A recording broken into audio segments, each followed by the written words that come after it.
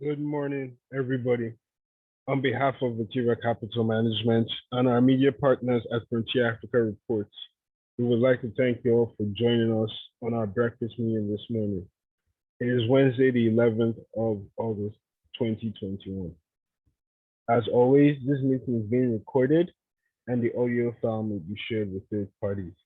The meeting is also being broadcast live on our Vetiva online page on Facebook, and the meeting is set to last for 20 minutes, 30 minutes. Over the course of the meeting, if you do have any questions, you may drop them in the Q&A box, and we will treat your questions after all speakers are done. And this is the same for those joining us on Facebook. On our agenda today, we'll get a rundown of global equities from our global equities desk with Symbiot, after which we'll move to Omorige for fixed income and currencies.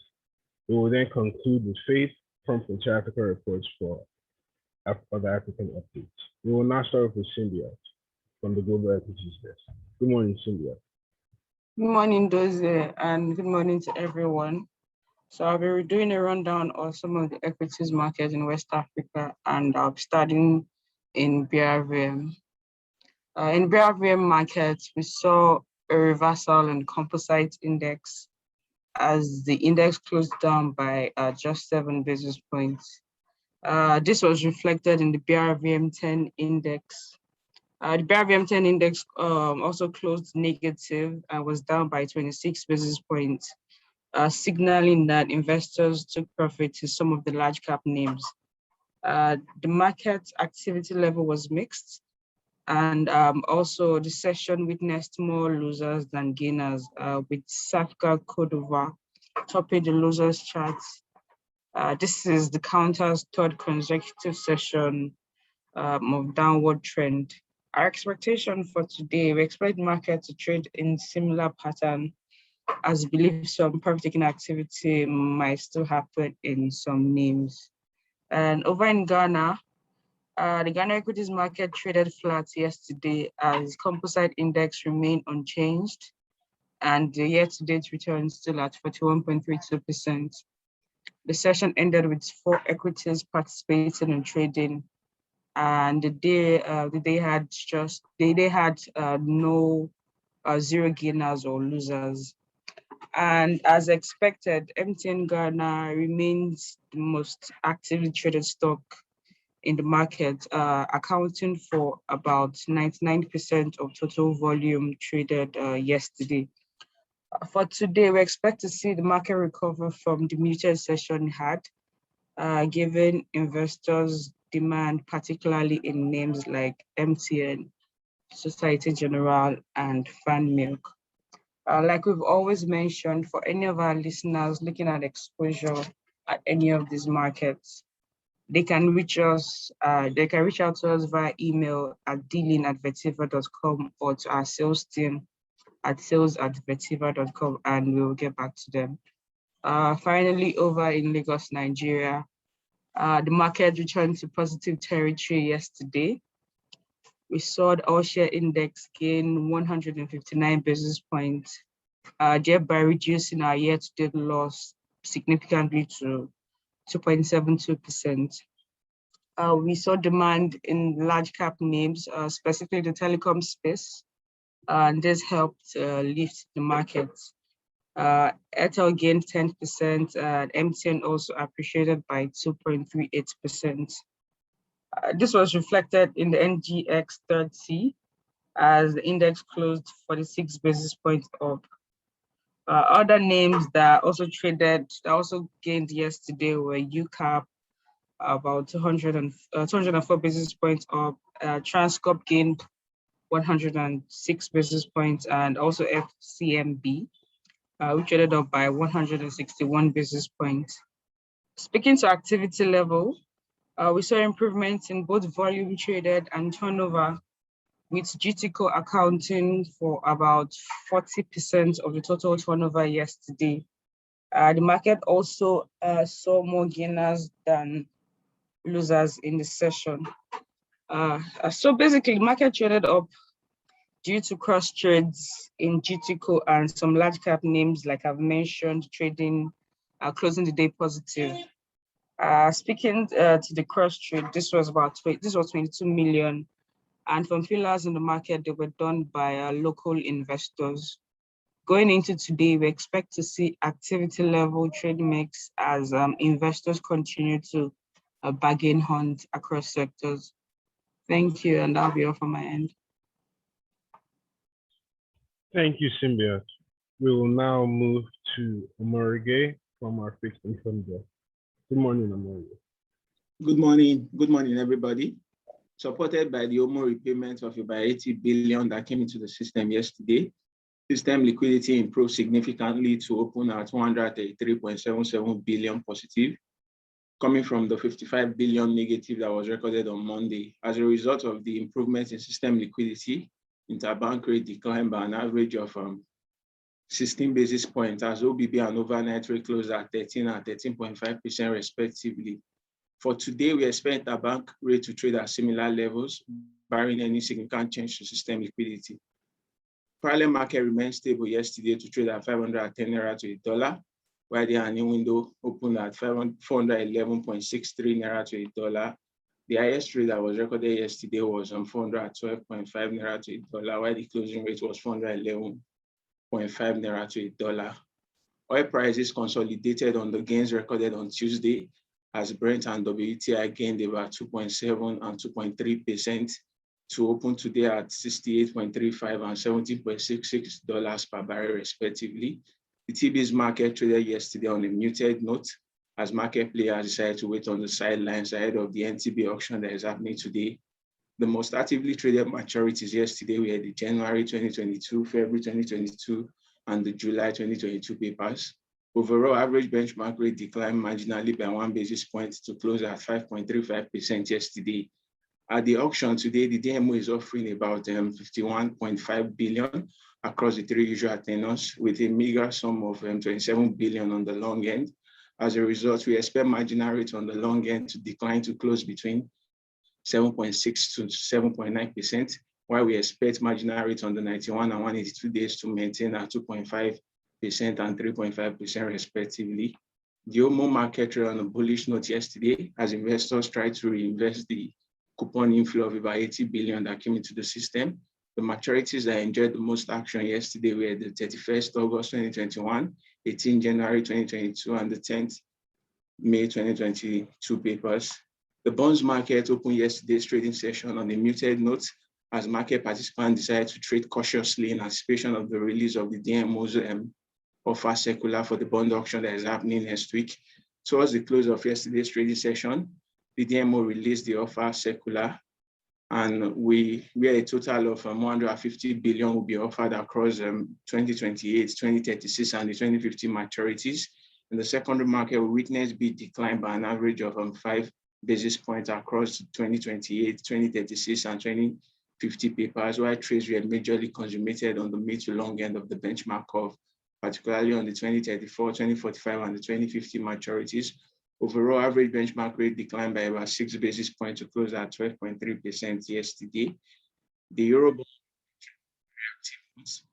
continue sell-offs in on the sovereigns. The most actively traded maturities yesterday were the Nigeria 2023, Nigeria 2025, Nigeria 2027, and the Nigeria 2032, and the Nigeria 2038.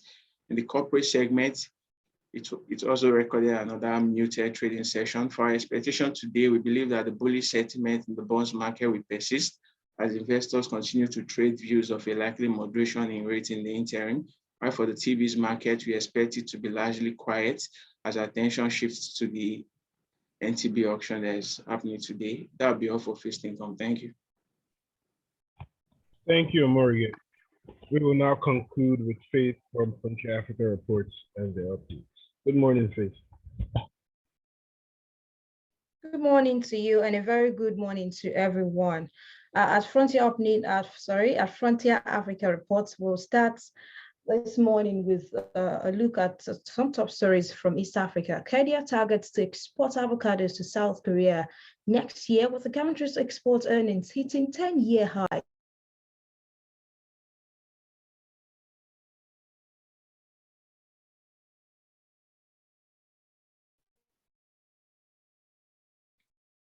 Sorry, can you hear me now? Yes, now we can hear you.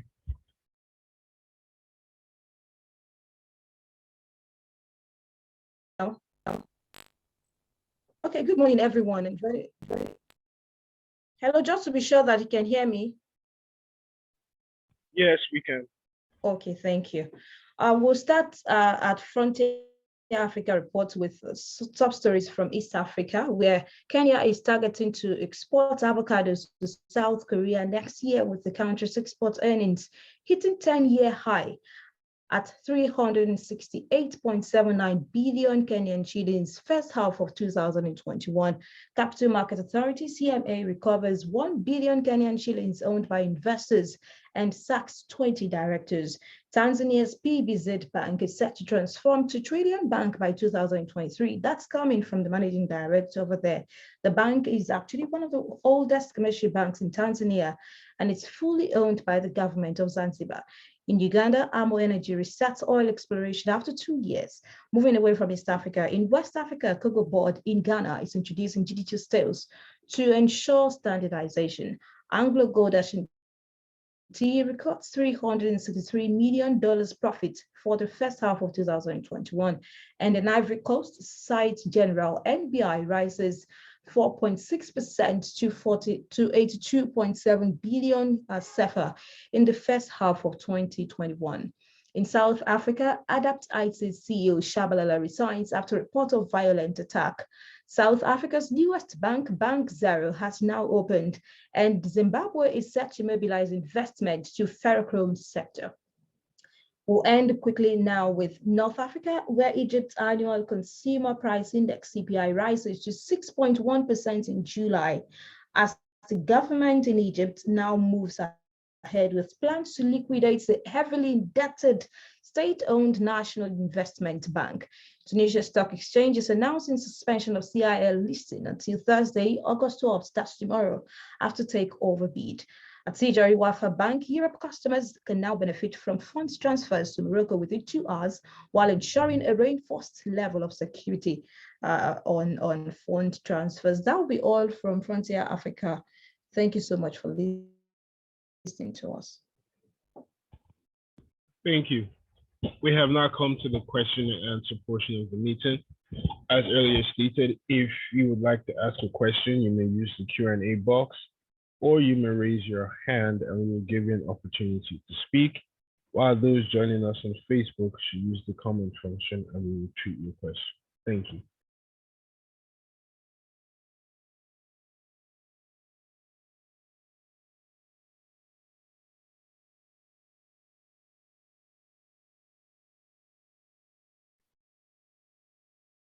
I see we have one question, and it's to the FI analyst.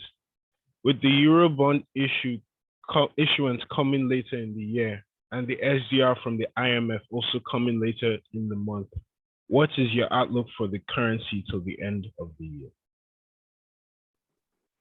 Okay, good morning. Thank you very much for that question. So the SDRO allotment, the 3.35 billion, is coming in on the 28th of this month. And also with the Eurobond issuance, we believe that the CBN will be better armed to protect the Naira. So currently they are trying all they can to keep the Naira at very reasonable levels. As of yesterday, they increased supply to banks by over 200% in their and in window.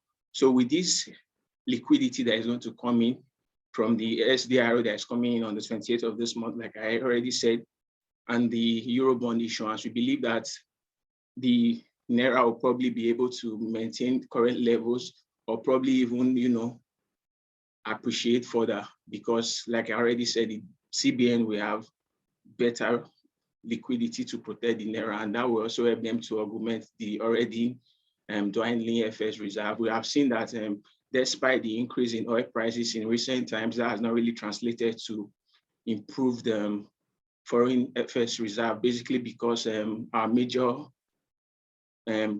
trade partner, that is India, has been battling with COVID-19. So they have not really been importing a lot. So we have not really been able to translate the improved oil prices into export earnings. So, but then this Eurobond issuance is going to provide the liquidity, and supported by this SDRO that is also coming in, we believe that Naira will be able to maintain current levels or probably even appreciate further.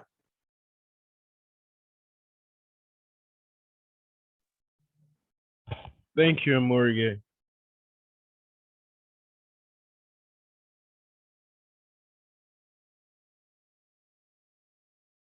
I see we have no further questions today.